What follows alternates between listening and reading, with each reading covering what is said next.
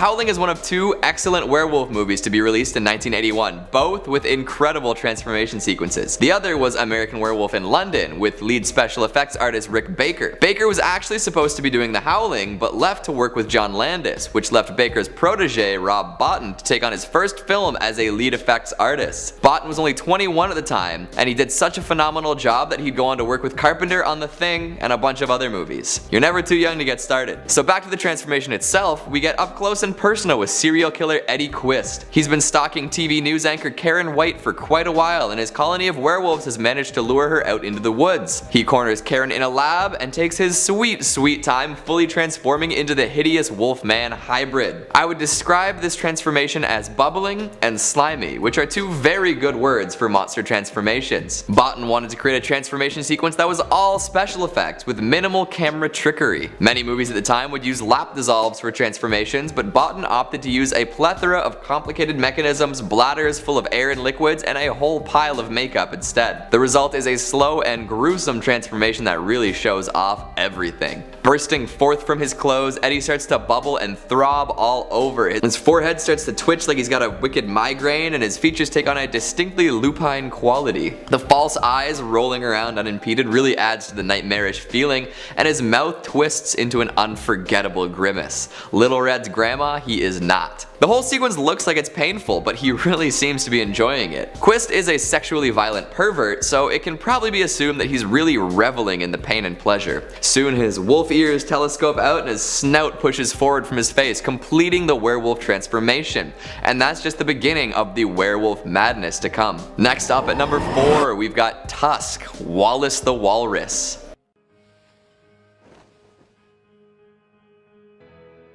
Oh my god. I've never fully understood the hate for this movie. Sure, it's goofy, and Johnny Depp's Quebecois cop scenes feel like they really shouldn't be there, but Tusk is a very effective and tragic body horror movie. Director Kevin Smith shows the audience a terrifying physical change, as well as the incredible mental toll it takes on the poor bastard. We follow Justin Long as Wallace, the jerk-ass podcast host. Flies up to Canada to interview a kid who went viral for cutting his own leg off with a katana, but learns upon arrival that the kid committed suicide. While searching for someone else to interview in Canada, he's invited to this mysterious man's house with the promise of interesting stories. Interesting stories indeed, because the man recounts the tale of a walrus saving his life and becoming pals with said marine mammal. The walrus named Mr. Tusk died, leaving the poor man terribly sad. Sad enough to kidnap, drug, and mutilate a man in the image of Mr. Tusk. The transformation sequence takes its time, as different procedures are performed on Wallace over the course of many different scenes. The scene where he realizes his leg has been amputated is horrifying, not just because of the gore, but because of how he reacts to it. There's no going back now, and he knows it. It's kind of like a modernized version of Misery, with the poor fellow at the mercy of a mentally unstable surgeon in a cold, barren wasteland. In this case, the cold, barren wasteland is Canada, which is a representation that I resent, but we'll move on. Eventually, Wallace is fully sewn into a walrus costume made of patchwork human skin with tusks made from his own tibia bones. Personally, I've been scared of walruses since that episode of Pingu scarred me as a delicate young lad. The movie gave me flashbacks like you wouldn't believe. Soon enough, Wallace is conditioned to act like a walrus, and he's too far gone by the time he's rescued. The physical transformation itself is pretty messed up, but definitely not among the most technically impressive on this list. Instead, the scariest part of this transformation is the mental one. Wallace is rendered unable to communicate, and he can no longer speak. His life was based on his ability to talk and joke. Communication made his life worth living. Even if he is a jerk, you have to feel bad for him. Nobody deserves that fate. Coming in at number 3, Slither, with Grant's gruesome tale.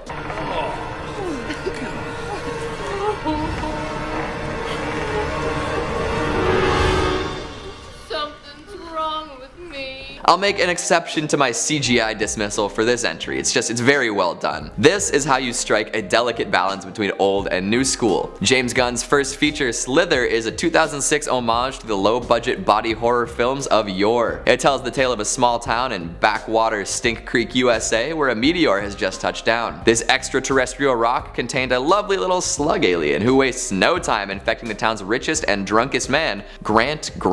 Now that's really an excellent name, wouldn't you say? The freshly infected Grant abducts a local woman to serve as a breeder for the alien larva, and soon enough the entire town is full of the little leechy lunatics. They'll enter folks through any orifice and turn them into flesh-hungry mutants. Yum yum. Grant himself undertakes the wildest transformation though, starting with a slimy rash on his torso. It develops into big old tentacles and then his whole body starts to change. He becomes more and more grotesque as the movie goes on, eventually growing large enough to fill a room by absorbing other bodies into his own. And the poor woman he infected? She inflates like a human balloon. Violet Beauregard has nothing on this. Soon enough though, she explodes, sending the larva out into the world with plenty of phallic implications to soon be imposed on innocent civilians. In the end, Grant is entirely hideously deformed. His mouth is pulled open into a half grimace and there are tentacles coming out of his head like horns. Gross, gory, goofy, Slither has it all. Filling out a number 2 spot, Videodrome.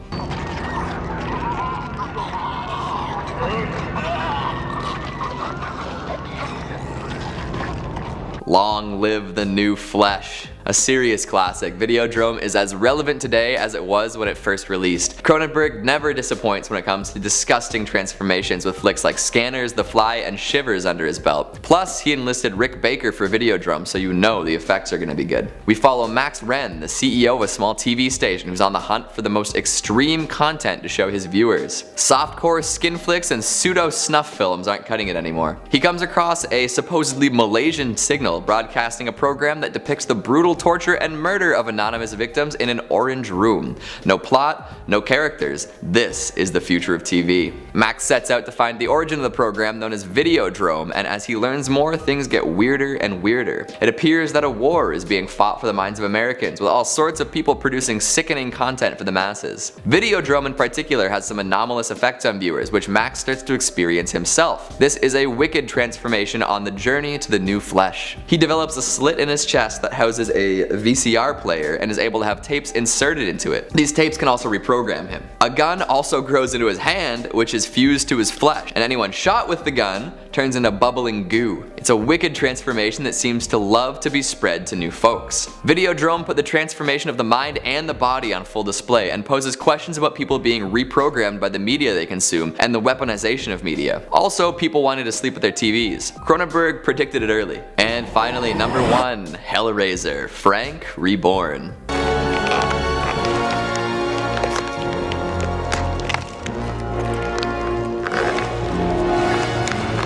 Hell yeah. This sequence is what sets the first Hellraiser apart from all the other movies in the series. The first time I watched this, I had to go back and rewatch this one scene over and over again. It's seriously the best part of the movie. Bringing the sexual deviant Frank back from the dead through pure bloodlust is a bold choice, and it definitely works. The whole reconstruction of a human body from primordial ooze is incredible. We see time lapses of slime molds, limbs shooting up from the floorboards, twitching, glistening growths, incredible volumes of multicolored slime and ooze. There are plenty of shots done in reverse, which is a wicked cool effect that no one does anymore. It's a classic editing trick that was lost in the era of CGI. With it, we get to witness guts flowing back up into a partially formed ribcage and brain matter repopulating a skull. The final shot of the fleshy skeleton screaming in front of the window? Oh man. And that's just the beginning for Frank too. He'll get stronger and more human as the movie goes on, although he does spend a lot of time without skin. The way he regains his strength is just, it's perfect though. The eviscerated horny man comes back to life through the consumption of blood from other horny men. It's poetic in a sense. Clawing its way in at number 5, we have The Beast Within.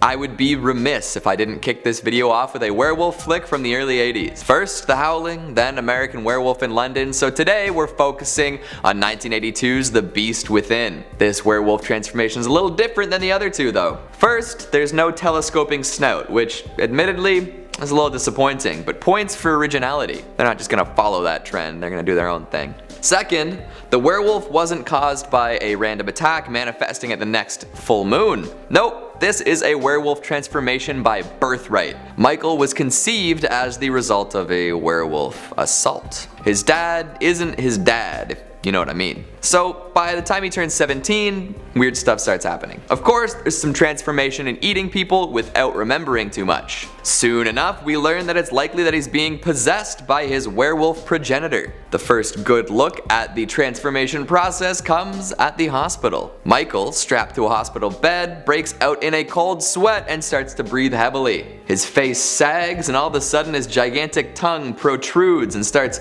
wagging about. I'd be lying if I didn't say it reminded me of Shakira's latest Super Bowl performance, but we'll forget about that for a moment. Then we're treated to some classic throbbing pustules in the face. Can't be a werewolf movie without them. Big veiny forehead ridges appear and awful jagged teeth replace his regular ones. Soon he's yowling at the top of his lungs and spitting phlegm, and then his back splits open. Everything is so greasy looking. It's beautiful. The best part is when his head inflates to 5 times its normal size, giving us either Hey Arnold or Stewie Griffin vibes way ahead of their time. His head then deflates, giving his noggin a distinctly zombie-like look.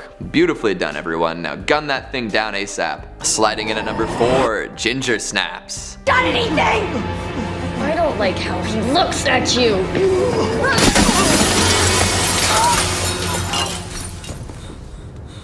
We'll keep this werewolf rad going with a Canadian classic, filmed largely in Brampton. Imagine that. Ginger Snaps is the story of 2 sisters who, until puberty hit, were inseparable. Did I say puberty or werewolf attack? Same difference. Ginger and Bridget are wandering the woods one night and get attacked by an unknown beast. Ginger gets the worst of it, but her wounds heal pretty quickly. Mysteriously quickly if you ask me. Then the transformation begins. Aggressive behavior, unexpected hair growth, heavy menstruation, the works. Are we sure we're not just talking about puberty? Oh wait, never mind, she grows a tail, so definitely a werewolf transformation. Then, and this is pulled straight from the Wikipedia because it's just too perfect to change, ignoring Bridget's warnings, Ginger has unprotected sex with a classmate named Jason, furiously beats Trina in public, and kills a neighbor's dog.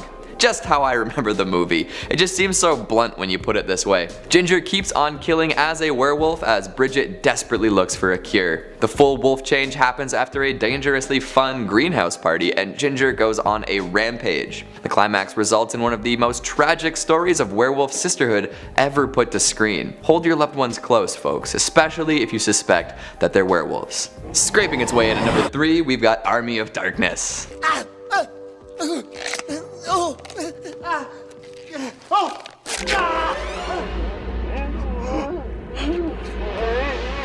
The Deadites just have such a way with mayhem, don't they? The most insane procession of events leads to the final transformation here. First, Ash busts a mirror, from which all sorts of tiny ashes spring forth. These mini maniacs cause him all sorts of trouble, but don't worry, he takes care of them. Big man strong, little man weak. He eats the last of himself and then washes him down with boiling water. Seemed like a good idea at the time. Unfortunately, this leads to a big ol' nasty eyeball sprouting on his shoulder. Looks like something else, but I'm not gonna say it out loud. After a quick howl at the moon, Ash finds a second, eviler Ash protruding from his shoulder. A Siamese fight ensues until they split like an amoeba. Then a regular fight begins with evil Ash taking the upper hand. Thankfully, our resourceful hero managed to snag his boomstick beforehand and blows him away. His other self, I mean.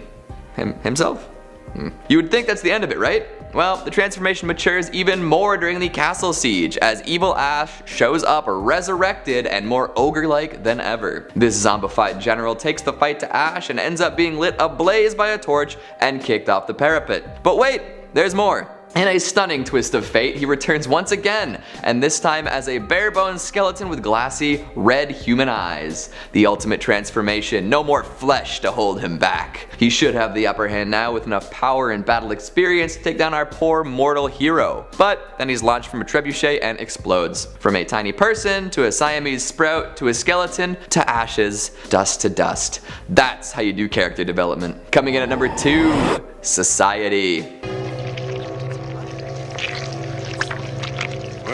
Dr. Cleveland, it looks as though I may have an opening in Washington next summer. Know what I mean? What is this, Brian using his 3rd appearance in the series? Good on you, dude. To set Society apart from his Lovecraftian adaptations, Yuzna brought on Japanese special effects whiz Screaming Mad George. Mad George is famous for many other legendary transformations, including the infamous cockroach scene from Nightmare on Elm Street 4. They went through the original script, which features a bloodthirsty cult as opposed to what we get in the actual movie, and they said, nah, we can go nuttier than this. And so they did. Society follows young Bill, a well-off teen with a sneaking suspicion about his upper crust family. He thinks they're involved in some shady business, which is a well-founded suspicion while dealing with any rich person. For most of the movie, Bill runs around being paranoid. Every once in a while he stumbles upon a little taste of what's really happening behind the curtain, but is never able to throw it wide open. His idea is that his family is involved in cultish activities and murderous orgies like the original script intended. What Bill finds though is, well, it's not that. Turns out they're all members of a different alien race, and they love to shunt. Yikes. We are treated to a big gooey blob of alien orgy. It's how they feed. They all morph together and turn people into mulch before absorbing them. He's getting pliable, Your Honor. All sorts of bodies squishing together and dripping with goo. So much goo. Apparently the bit where somebody's pulled inside out was so freaky that even Mad George didn't like going near it. After narrowly escaping the massive shunt, Bill runs into his family having a more intimate, personal shunt. Family shunt. Mother, sister, butthead father, goodness me. And lastly at number 1, brain dead or dead alive, depending on how you like to say it.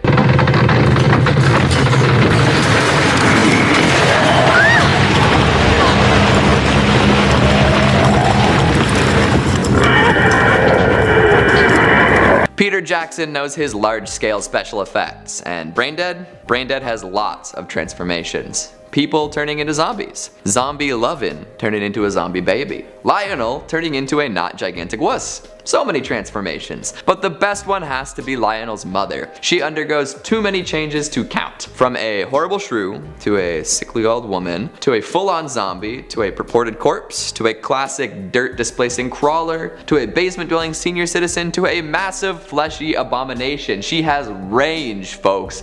Range! The final battle atop the roof shows her off in full terrifying glory. It's quite upsetting to look at and also pretty funny. Post lawnmower mowdown, she bursts up through the floor, no longer a frail old woman. Nope. Now she is a big, weird, lizardy thing with grotesque lady parts. Some big old floppy cheeks too, and I'm not talking about the flesh sliding from her face. She's got the power to punch through walls like Bristol board and the motherly instincts of Norma Bates on bath salts. Her stomach splits open, welcoming her child back into the womb. And then she splits open again, falling through the roof, leaving Lionel to escape with his paramour. Her final transformation involved learning that if you love something, you need to let it go. Or maybe it's just that Lionel literally cut his way out of her.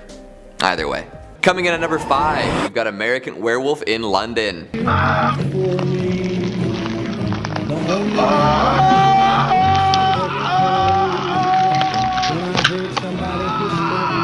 Just like last time, we'll start off with a werewolf flick. The Howling was our choice last time, largely because The Howling is a strict horror, no comedy. Well, no intentional comedy. American Werewolf in London has an incredible transformation sequence, but the rest of the movie is pretty goofy and fun in comparison. Although I guess that Mickey Mouse appearance is pretty hilarious. Makes me exhale through my nose every time his smiling face pops up amidst the grisly change. Makeup artist extraordinaire Rick Baker was poached from the set of The Howling to work on American Werewolf, and boy was it worth it. While hanging out in the parlor during a full moon, newly minted werewolf David is forced to drop his book and focus on the immeasurable pain rippling through his body. Upon realizing that he's transforming, David strips naked, and as is the rule of the universe, butts are funny. We can't laugh long though, because his hands begin to stretch and crackle and shape themselves into grisly leathery claws. His feet shift into awful bulbous hind paws, and wiry hairs begin to grow all over his body. Not anyone's idea of international vacation fun. His teeth turn jagged and yellow before sprouting into full-sized fangs, and we are treated to the practical effects classic of bubbling skin as a robust spinal ridge forces its way to the surface of David's back. Of course, no werewolf transformation is complete without the snout sliding out from the human's face, completing the dehumanization process. What makes this especially awful is the sound effects punctuating each slow change. Crackling bones, resetting sinew, it's all very squirm-worthy. And of course, the icing on this flesh cake, Blue Moon by Bobby Vinton playing soothingly in the background. This is a transformation for the history books. Coming in at number 4,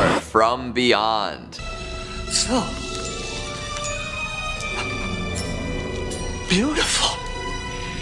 Now you can truly see. age. Lovecraft fans rejoice. This flick is based on the short story of the same name. We have the bombastic creative team behind RE-ANIMATOR on this one, with Stuart Gordon and Bryant Usna doing some body horror the only way that they know how.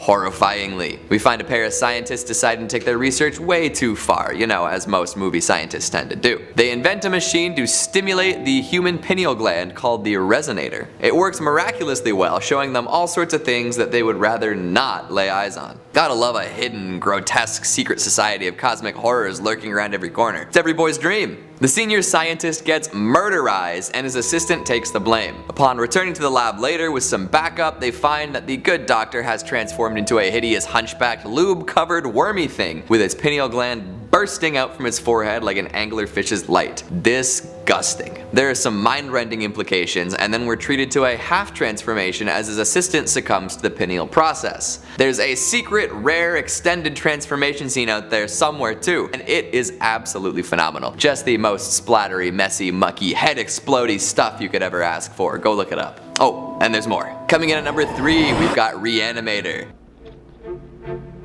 I've never done whole parts. The team behind From Beyond is more well known for a different Lovecraftian adaptation. Again, about scientists taking their research way too far. RE-ANIMATOR has cult classic status, and for good reason. Two medical students, Herbert and Dan, begin testing a glowing green reanimation serum on human corpses. The pervy Dr. Hill wants to claim the discovery as his own, and things get weird. Lots and lots of fun to be had here, even without the main transformation attraction. We have an insane zombie cat, a bone saw lobotomy on someone's poor father, multiple instances of gruesome decapitation, you name it. But of course, decapitation in a resurrection themed movie means sentient separated head. Dr. Hill is brought back to life, both mind and body. And when I say mind and body, I mean head and body. They're totally separate. The doctor finds that he can control his domeless body via telepathy and uses this to cart his detached cranium around like a butler would carry a teapot. What does he use this newfound knowledge and power for? Well, he assaults a naked woman, tied to an operation table of course. Then when he's discouraged from doing so, he begins controlling other reanimated bodies. This is where it gets wild. All the corpses in the morgue rise up, pieces blown off, and attack the two medical students. The body horror volume knob gets turned all the way up to 11 when Herbert injects Hill with enough serum to revive a dozen men, which leads to a fatal overdose. But in RE-ANIMATOR, a fatal overdose looks like an insane mutation and human entrails becoming prehensile. Absolutely filthy. They did it for science. Coming in at number 2, The Fly.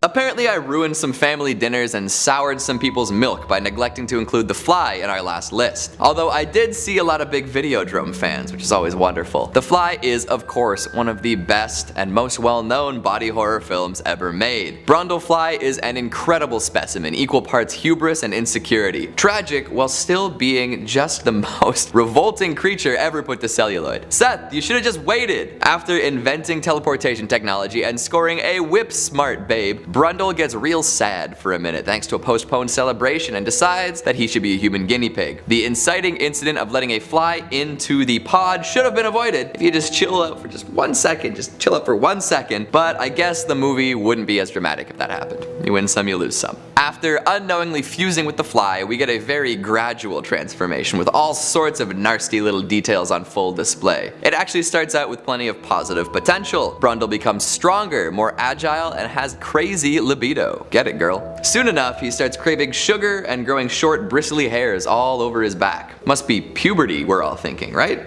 Then our poor deluded Seth starts acting out and being a grade A lunatic. After an ill-advised night on the town, the real bad stuff begins. Fingernails falling off, vomiting enzymes on his food, teeth, hair, and ears all leaving his body. This is all very gooey, sticky, and yucky. As his physical human traits wear away, so do his mental ones. His logic and reasoning abilities diminish, and he starts acting on a sort of animal, or I guess insect instinct. By the end, Seth is totally physically repulsive, complete with ripping skin, greasy hair falling out, and other elements of body horror excellence. It's enough to make you legitimately terrified of ever growing older. Finally, the true Brundlefly emerges. A terrifying man-fly chimera bursts forth from Seth's human skin. His humanity is gone. Take the shot, Ronnie. And lastly, at number 1, The Thing.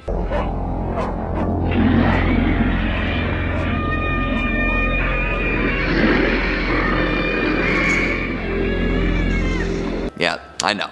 We all know. This movie's the best. The absolute best. Like, it's so impossibly good. And the transformations, whew.